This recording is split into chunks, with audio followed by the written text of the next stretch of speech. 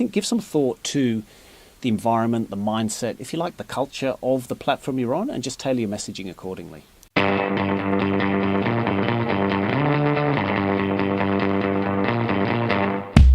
Hello, I'm delighted to have Adam Fraser with me again. Welcome back, Adam. Thanks a lot, John. Hey, Adam, we offline just had a nice little discussion about social media platforms.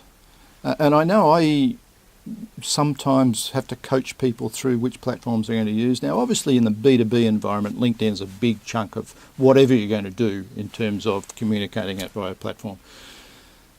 What are some of the rules that you apply and the thinking you apply as to what platforms you choose, and which platforms would make sense in a B2B environment for people to consider? Yeah, look, John, I think take a step back to a topic we talked about earlier. Step one is knowing where your audience is, and that will dictate to a large extent where you'd want to focus your attention, both your publishing and your listening.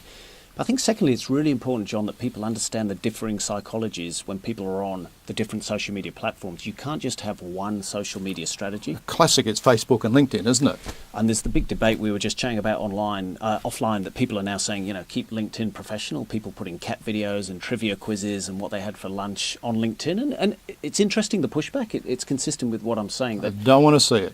When people are on LinkedIn, they're in a professional learning and networking frame of mind. When they jump onto Facebook, most generally, it's friends, it's family, it's cat videos, it's entertainment clips. When it's Twitter, it's news, it's curation, it's the town hall.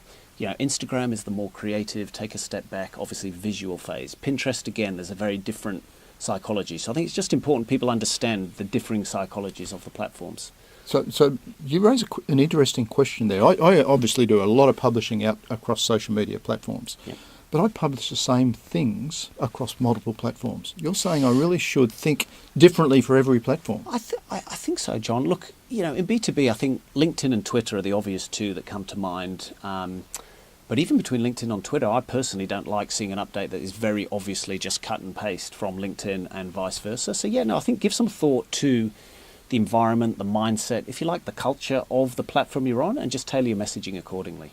Okay, and you're really going to decide how those messages are going to be communicated based on the platform. So step back one step, you're saying think about your target audience.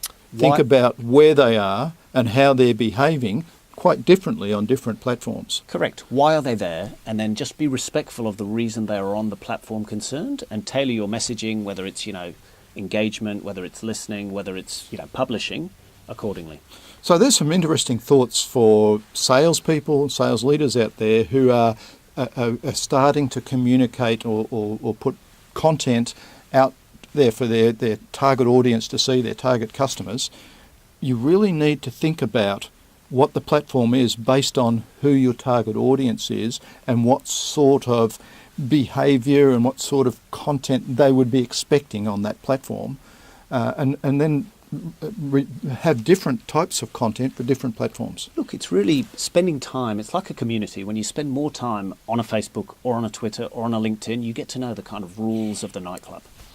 Okay, some interesting thoughts there. I think there's still only a relatively small percentage of business-to-business salespeople that are actually creating and publishing content.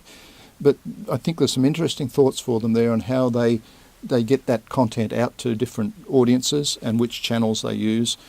Really good advice. Thank you very much. Thanks a lot, John.